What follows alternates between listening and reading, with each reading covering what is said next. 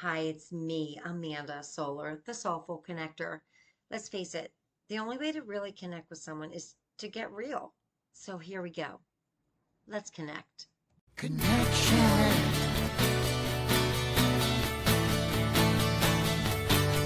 Let's talk about connection.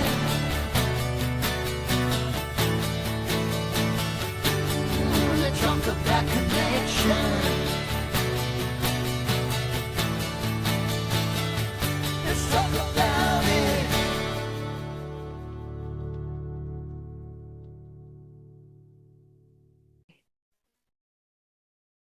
So anyway, I want to just start out by saying that I'm here with Dave Collom, with whom I went to Lansdale Catholic High School. Probably somewhere in and among there was the last time we saw each other in Oh person. yeah, I don't recall seeing you after high school. I don't think I knew you that well in high school. We didn't know each other that well. I knew you, but I even looked through I have a 1981 yearbook. I took a quick look through and looked at all this people who signed it, and like you weren't in there. So I don't think I we were didn't in sign it. of who we hung out with or whatever. Yeah. I said to one of my daughters, I'm talking to somebody tonight I went to high school with him, but we didn't really know each other that well. And we haven't seen each other in high school, since high school, I mean. Yeah. But, first of all, we had to know at least who each other were in high school because we went to such a small high school. Yeah, I mean, You know I what I mean? remember you. It's not that I Right. don't remember you. Right. But I remember you. I just don't have any memory of us doing something together. No, I don't think we ever had any kind of a conversation that was in any way, memorable probably. But then again, that might be true of all of my high school conversations. I'm not sure. That was a long time ago. There's things I forget, and somebody reminds me Yeah. of it. Yeah. But one of the reasons I was so excited to have you on the podcast is because I've been watching your artwork on Facebook. Because of course, as with everybody, we're connected on Facebook. Right. And I just really love seeing your art. Thank you. Thank you. You're Yeah, really talented. always wanted to do. I started the whole drawing thing in high school. This is a funny story, actually. I got the book Drawing from the Right Side of the Brain by Betty Edwards. So I wanted to draw. I wanted to be able to look at somebody and draw them, but I couldn't. And I went through that book, and next thing I knew, I was drawing people and it looked like them in high school. And the biggest exercise was taking a photo and putting it upside down so that your brain analyzes it, shifts to the right side instead of you using memory and ideas, preconceived ideas, and you draw so much better when you do that. And that was really the kicking off of me drawing well. I mean, I drew as a kid, small kid and stuff, but was never really thought of myself as talented until that happened.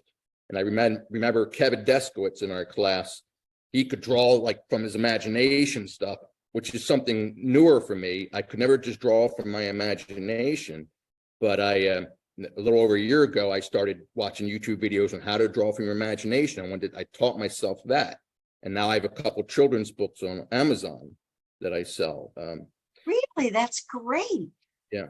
So I do that. So I got drawing, but it wasn't until October, this past October, that I decided I wanted to paint.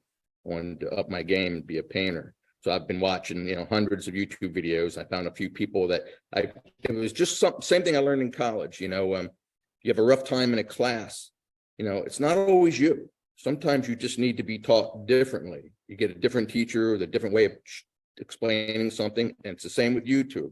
You watch something like, you try to do it with them, paint or something, and you're like, not working. And then you find somebody that simplifies some preconceived idea you had. And all of a sudden you're like, oh, I could do that. Like one of the things for portraits was I started out painting top of the head yellow, middle red, and the bottom blue, and some basic things like that. And then work from that and like start refining. And next thing I know, I had a decent portrait. It's like just something that triggers the blockage you have.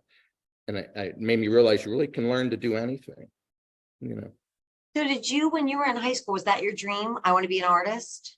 I always wanted to create something new. I mean, as a real kid, I wanted to be a wizard, then a mad scientist. So that's how it I started. love it. and I never lost that feeling. But I was always drawing, like even when I didn't, before I had that book and stuff, I was drawing. I just loved to draw and create stuff. I remember in Mrs. Jacoby in science, I did some picture of her looking like a monster, and she saw it. I didn't plan on showing her, and then she showed it to the class. I was going to say, Mrs. Jacoby probably loved it. She did. She was so excited. I was like all worried she'd like hold it against me because it didn't make her look good. But and I liked her. I didn't want to offend her, but but she seemed like she thought it was fun. I think that she was that type who could appreciate the creativity and imagination that went into that. So is that like, did you major in fine arts? I thought about I wanted to. If I chose what I wanted, there's two things I would have majored in. It would either have been art or consciousness studies. Yes. Say consciousness studies because in the middle of high school, I had an out-of-body experience. And that was triggered, I think, by reading Way of the Peaceful Warrior that Rich Burns lent me. Do you remember him? Oh my gosh, of course I remember Rich Burns. I read that, and the next day I had an out-of-body experience.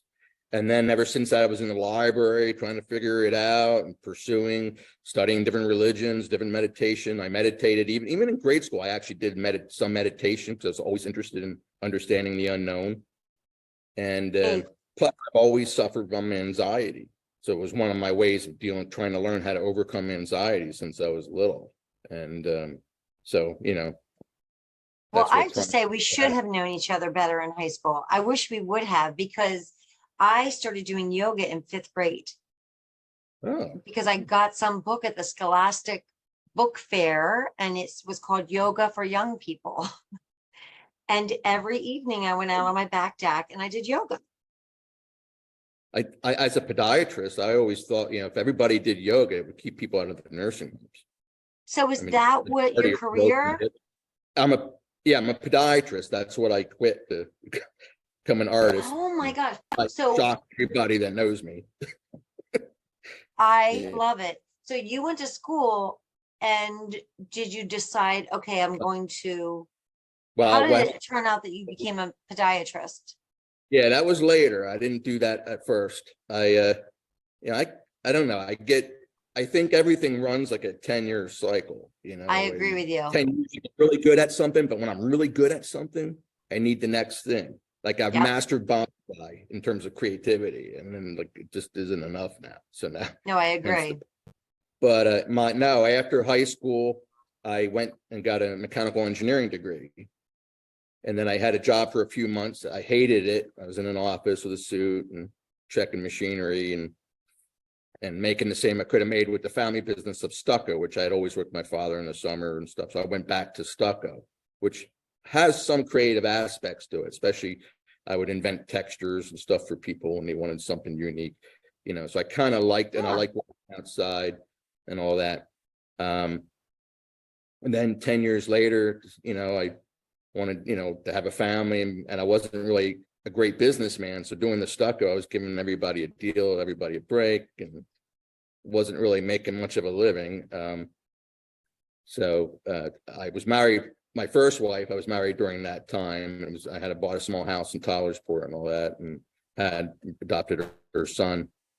And but that was rough. We lived on very little, and but I would work weekends, nights, and all that. But after so many years and starting to feel what I thought was arthritis and working so hard and stuff, I'm like, and then I met another woman with 2 daughters and adopted them, and luckily no fathers interfering with the relationship. So I'm the very close. I'm the father. There's none of that sharing fatherhood or anything like that, and I'm close to them all, especially the girls. My sons, he's up in Pennsylvania, I'm here in Florida. He sons, like girls, they talk to me every day. My son, it's probably every 2 weeks, but still. And I have grandkids now. I've got 4 grandkids, 2 from my son and 2 from my oldest daughter. So that's amazing. Where was I going? Then after 10 years, that's when I went back to school to be a podiatrist. I kind of wanted to prove first of all, I never thought of myself as somebody who could be a doctor. And I was studying Toltec wisdom, Toltec philosophy. And one of the things is proving to yourself you can do anything, being in the world but not of it. So it was the practice of excelling at something, even if it's not what you had thought you could do, like breaking. Oh, that's fascinating. About yourself, you're a product of all your mental programming since childhood, and you're always in Toltec philosophy that you got the idea is to break free from that and realize you can do anything and make your dreams true, which is what I'm trying doing. Right. So I went to podiatrist school, and it was hard at first. After 10 years of construction, Sure. I realized how much memorizing it was. Medical school is very different from engineering. See, I was always good at math and science, so engineering school wasn't hard for me. It was like, wow, it was easy, except when I had to do something practical. I did not fit in with engineers because they could go design a car, and once it got off the paperwork and theory, I don't know what I'm doing. Interesting. Yes. The body, you think, would be that harder. It was like easier. But memorizing, I had to memorize so much, and I wasn't used to that. But luckily I had people that helped me in school that knew how to do all the tricks. They knew everybody used back tests for study. They had all these memorization techniques to memorize stuff. And I never used that. I always just straight learned things. I never used tricks to learn things.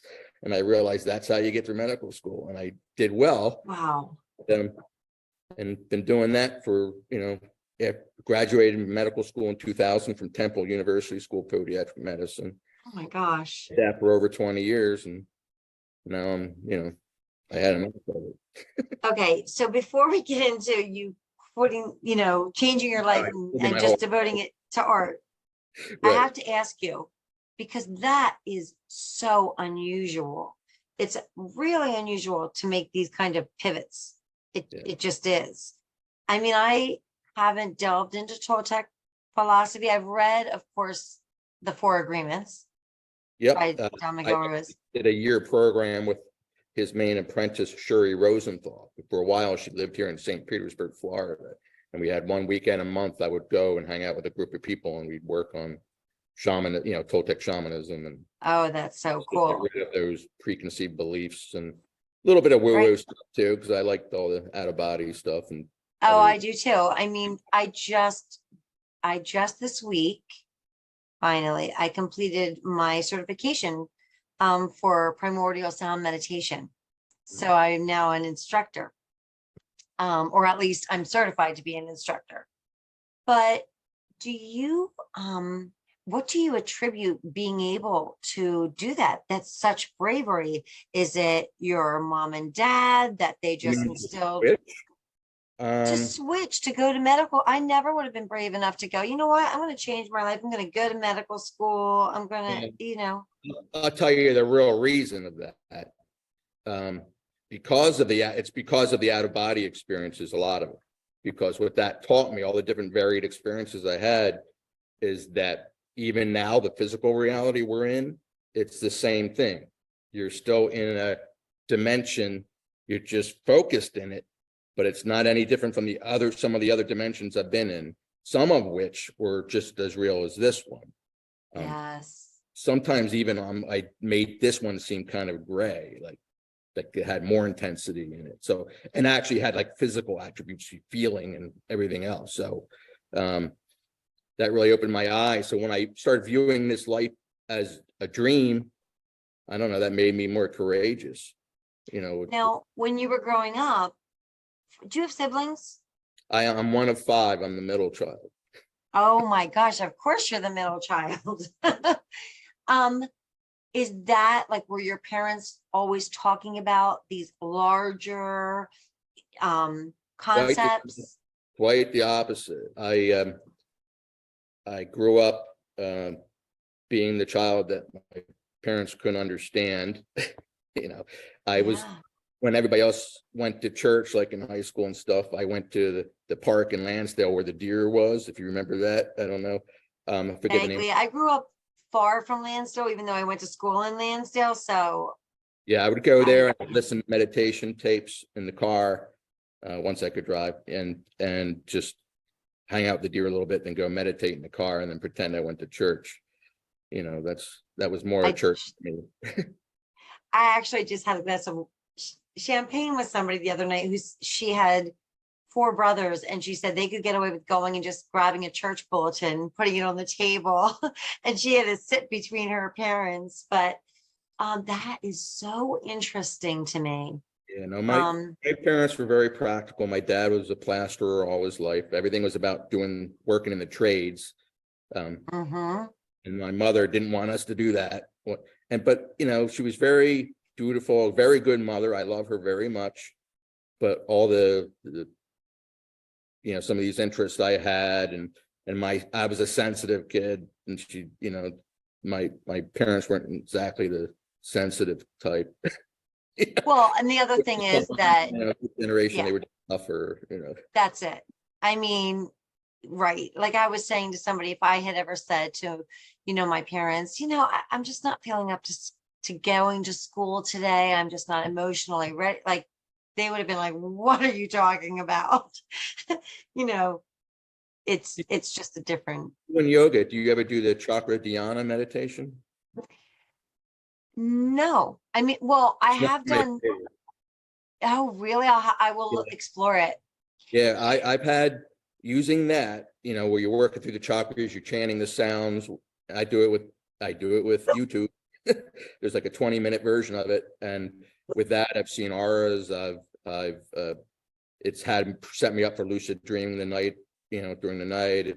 It's really when I do it multiple times in a row, through the week, it really opens up psychic centers or something. Okay, so I'll have to do that. I mean, I've been led through different chakra meditations, but I don't think that specific one. I think they've been just modified versions of whomever was teaching a course. I'd like it for beginners too, because you tell somebody to stare at a candle flame or something and try to clear their thoughts, forget it, when you're a beginner. But if you give them something to do, like a walking meditation, but you're chanting sounds, it makes it easier. I'm sorry, I interrupted. No, I think that's really interesting. And when I did yoga too, I mean, I didn't even know why I was drawn to it or what I was doing. But I always had a fascination for it. And it's been like a thread through my life. And then when I was intrigued by this, when I started to get this meditation certification, I just thought I want to be certified in something. It was so random. Yeah. And yet not, when I started to learn it, primordial sound meditation is interesting because it's silent. You don't say anything. Right. And you actually get, a primordial sound. And for somebody like me, that was quite a journey because I don't journey into silence. See, I find that interesting because, I think the kind of like I'm very visual. Like most of my thinking, like I don't think in words, which is probably why I went to speech therapy all through grade school. I was a little nervous even about this podcast, because of every time I have to talk, I don't know. I don't feel I'm a good speaker usually, even though my daughter tells me I'm much better than I used to be. And I got over my public speaking because I taught bonsai in groups, and that helped. Oh, how cool! But when I meditate, some of it is me quiet, being quiet, closing my eyes, and I wait for light to show up. Like you're waiting for that primordial sound. I'm looking for like primordial light, and then it will come bigger. It will transform, and eventually you end up in that hypnagogic state, like before you fall asleep, kind of a state. And if you could stay conscious, often that's where you can propel an out-of-body experience from. Exactly, and that's what with this particular meditation, it's kind of searching for that gap between thoughts. And so they use that mantra as a tool to remove yourself from thought and even meaning. And that for me is a huge exercise because my whole life is about words. I write, I read, I speak, I think when I'm talking to somebody else, I actually think and process verbally. Right. So I almost felt angry when I started to do it, even though I've meditated, but it was a real learning journey And it shows exactly where you were needed to be, what to do. Absolutely. It just wasn't accidental because I went into it going, You know whatever. you're on the path when things synchronize, when there's a synchronicity, that's always the guidepost for me. Like when things just happen to seem to click, I don't believe in coincidence and synchronicity. No. The universe. Absolutely. And yeah, it's amazing the way the path kind of opened up for me through this. So you're painting now, you just decided, okay, I love this. This is what I want to I was do. trying to improve my drawing for the children's books, for Amazon. And then I was trying to do more than just drawing and then filling in blocks of color. I wanted to like shade it, and I was like, it was slowing me down so far. I'm like, you know what? And then I started watching videos on painting, and I'm like, I really wish I could do that. I would love to be a painter. And I started like learning, I've heard of Van Gogh and Monet and these people, but I never really studied any art history or any of that.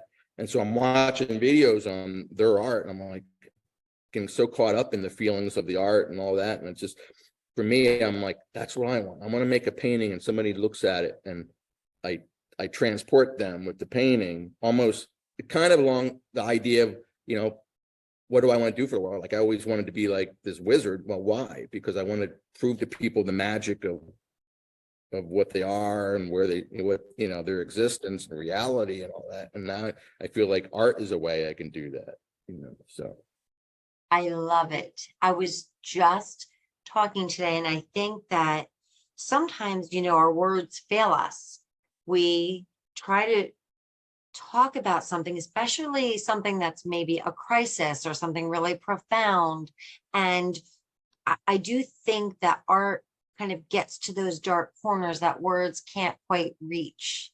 I'm not an artist, and I don't even have artistic proclivity. Like I never think, oh, I wish I could paint that. I don't have it, but I do love. If you wanted to, it just isn't your thing. If you're, it's just not my desire, Right. Yeah. And I love artists. I'm always fascinated and entranced by people who have that compulsion to create in that form. So what are the 2 children's books about? Katie's Little Tree. I don't think I have them laying around. I'd show you quick, but if you go look under Dave Collom, not David, on Amazon, you'd see them. But it's 2 stories where because I use bonsai, but it's a way to introduce small, like 3 to 5-year-olds to that concept of bonsai.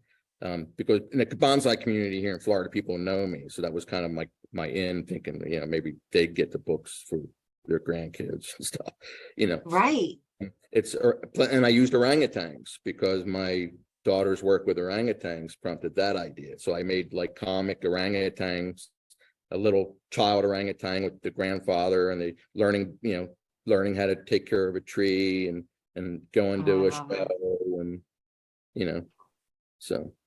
So can you Go explain what you mean by your daughter takes care of orangutans? Well, she works for PASA. What's that? That's the Pan-African Sanctuary Alliance, and they have a number of sanctuaries all over Africa. But in her training before that job, she went with Dr. Galdicus and worked with her, which is the top person for orangutans in the world or whatever, who's a kind of like Jane Goodall's counterpart with orangutans. And my daughter's met Jane Goodall or write some, the paper or whatever, she's worked. Did you say your daughter has met Jane Goodall? I worked a little bit with Jane Goodall. That is so cool. Yeah, but so she worked with orangutans before getting the PASA job. But now PASA is about apes in Africa and supporting those sanctuaries. So most of her work is online. She can work from anywhere, but she often travels back. She's in Africa now, but she has a boyfriend there. So that was part of the reason for that. But she had, not too long ago, came back from a work thing in Africa where she goes, they run a conference and they check on the sanctuaries and, Oh, that's super cool. That's really cool. People don't realize, these apes and stuff, they're people. Oh yeah. People that woods, like it's, people treat them like they do any animal, and not that you should treat any animal bad.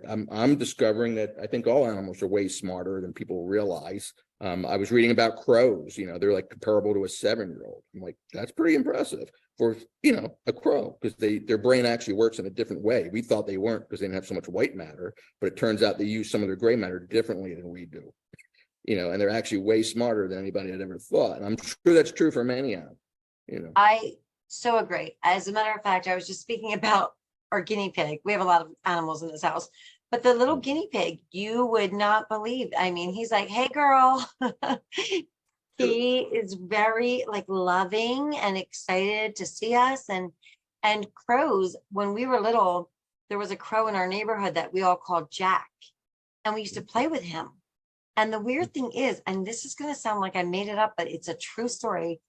The police came and took Jack to the mountains because they didn't want us to play with him. It was like this big deal, and we were so sad. And somehow the neighborhood thought it was a danger.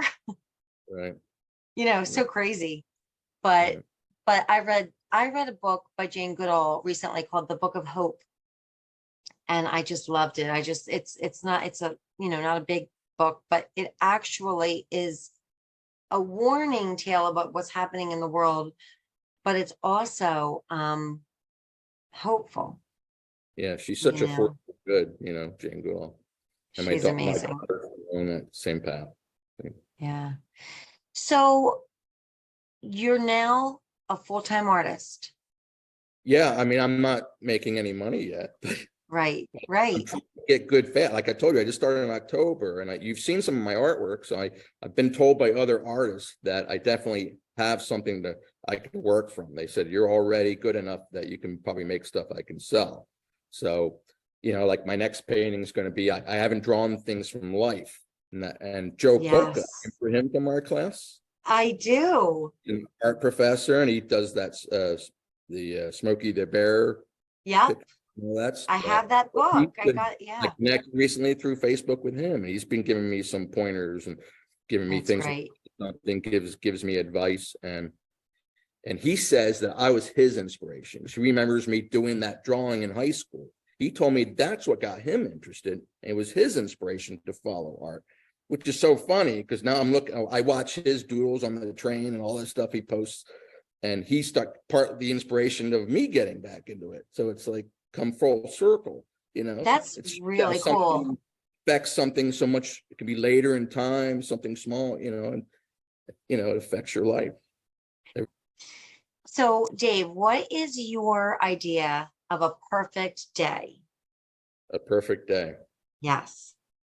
I don't know. I feel like I've been having them, like my wife, I'm lucky. My wife, Linda, is so supportive.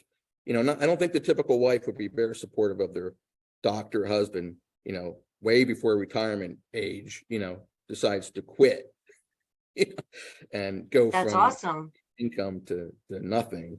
And we weren't the best retirement planners. So luckily we have a home that's worth some money because we were smart in adding on to it, and where we have it, that it's gone, the growth of it's been good. So that's our fall plan. If something goes wrong, that'll save us. Right now, I actually walled half the house off because we don't have all the kids and stuff. Now it's half of it's being Airbnb, so that's helped with income. Oh, that's great. But yeah, my perfect day is now. I wake up, I could stay in bed a little longer. My wife and I will have coffee, watch the news on TV. She'll go. She teaches exercise class and then bartends at a theater in downtown Tampa. Oh, how cool! And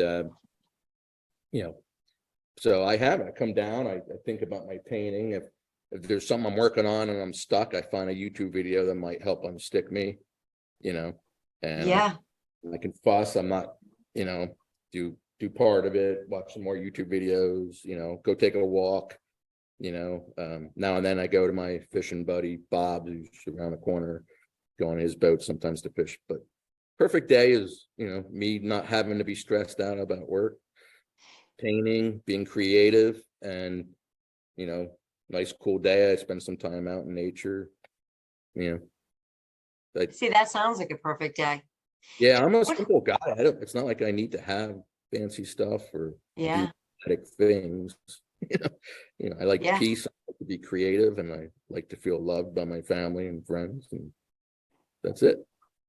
What about one last thing? I want to know what kind of inspires you? Where do you go for inspiration? Um, well, it's kind of, I'm one of those, I was always an introvert, and I was always very much the kind of person that kind of lived in my head. So inspiration is something I've always constantly I constantly have visual ideas and things, and a lot of, like, in the painting, eventually, when my skills are really good and I'm consistent and I have some kind of income from on the practical side, I really want to pursue painting things from my out of body experiences. 'Cause I've had hundreds, so I have plenty to draw from. Dave, And that is some of them so were cool. fun, and I really have some great imagery that is in my brain. It's not, I don't forget it, and I'd like to get that on canvas. So Oh if my I can, gosh, that is so amazing. That is really, really cool. yeah. That's awesome. I have one last podcast question that I sometimes ask people at the end, and it's probably a hard question, but that Do never my best. stops me.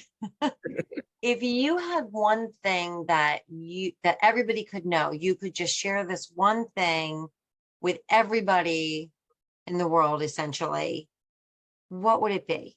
What would you tell them? Just lose the ability to hate, Mm, because no matter how horrendous something might seem to you, um, the answer isn't in hate.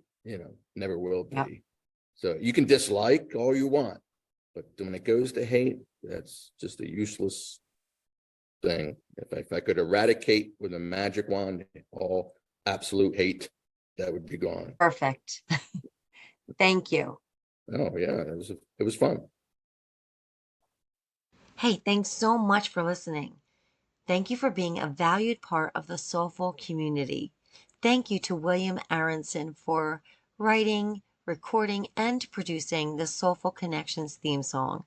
And finally, always know you're not alone. We are connected. We're all in this thing together, and you and your story are important. Let's just keep on connecting.